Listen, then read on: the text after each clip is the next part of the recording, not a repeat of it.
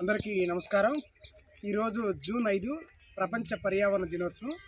మరి దీని సందర్భంగా మన ఆంధ్రప్రదేశ్ అటవీ శాఖ, ముఖ్యంగా మన పల్నాడు అటవీ శాఖ ఆధ్వర్యంలో మన డిఎఫ్ఓ గారు ఎన్ రామచంద్రరావు గారు, అలాగే డివిజన్ ఆఫీసర్ సయ్యద్ హుసేన్ గారు, వీరంతా కూడా ఇక్కడ మన ఈ పల్గనూరు తండా గ్రామంలో అటవీ శాఖలో ఈ మొక్కలు నాటే కార్యక్రమాన్ని చేపట్టారు.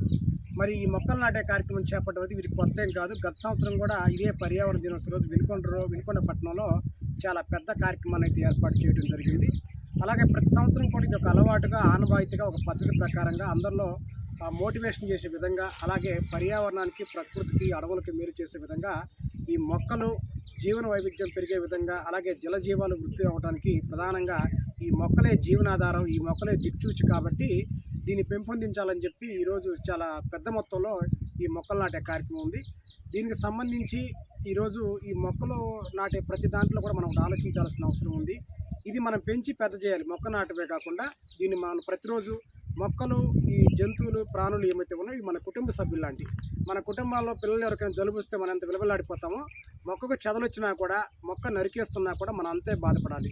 అలాగే ఈ అడవులే కాకుండా మన ఊర్లో కూడా కొన్ని మొక్కలు ఉంటాయి. కొంతమంది నా పొలంలో నా చెట్టుని కొట్టేసుకుంటా అంటూ ఉంటారు. అది చాలా తప్పు.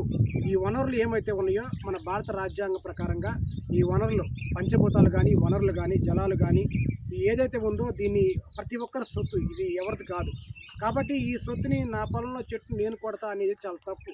ఈ చెట్టు అందరిది, గాలి అందరిది, ఈ నీరు అందరిది. కాబట్టి మనం ఈ పంచభూతాలను కానీ, ఈ జలజీవాలను కానీ వీటిని మనం సంరక్షించుకోవాలి. మనం నాటిన మొక్కని మొదటగా మనం ఎప్పుడైతే మనం సంరక్షిస్తామో ఆటోమేటిక్గా పంచభూతాలను కూడా మనం సంరక్షించే వాళ్ళు అవుతాం.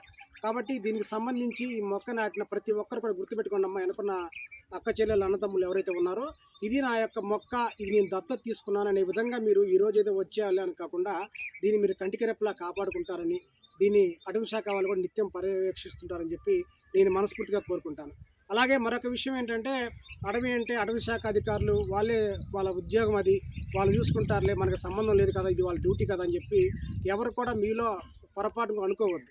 ఈ అడవి మన అందరిది. అడవి ప్రతి ఒక్క ప్రాణికి, ప్రతి ఒక్క మనిషికి కూడా ఆవాసం లాంటిది. ఈ అడవి పైన మన ఆధారపడి మన గ్రామాలు, మన పట్టణాలు నివసిస్తూ ఉన్నాయి. కాబట్టి ఈ అడవి అనేది మనం 33.3% వరకు మనం వృద్ధి చేసుకోవాలి, సంరక్షణ కూడా చేయాలి. అలా చేసుకోలేకపోతే చాలా ఇబ్బందులు అయితే భవిష్యత్ తరం వస్తాయి. మనం ఏమనుకుంటామంటే ఆస్తిపాస్తులు మన పిల్లలకి ఇస్తేనే సరిపోద్ది అనుకుంటాం. కానీ మనం ఇచ్చే నిజమైన ఆస్తి ఈ గాలి.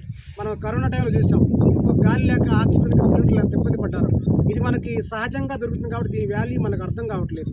అదే మన కరోనా టైంలో గ్యాస్ సిలిండర్లు కొన్నాం కాబట్టి మనకి దాని యొక్క ఆ రోజు బాధ అర్థమైంది. కాబట్టి మన గ్రామాలకు కానీ, పట్టణాలకు కానీ, ప్రపంచానికి ఆక్సిజన్ అందాలంటే అడవి అనే అమ్మ మనం అండగా ఉండాలి, అది అభివృద్ధి అవ్వాలి. కాబట్టి ప్రతి ఒక్కరు కూడా ఏదైనా మీ ఊర్లో చిన్న ఒక చెట్టు కొట్టేసినా, లేదా అడవుల్లోకి ఎవరన్నా కొత్త వ్యక్తులు ప్రవేశించినా, ప్లాస్టిక్ వ్యర్థాలు వేస్తున్నా మీరు స్థానిక అటవీ శాఖలకు సమాచారం అందిస్తారని నేను మనస్ఫూర్తిగా కోరుకుంటూ సెలవు తీసుకుంటున్నాను.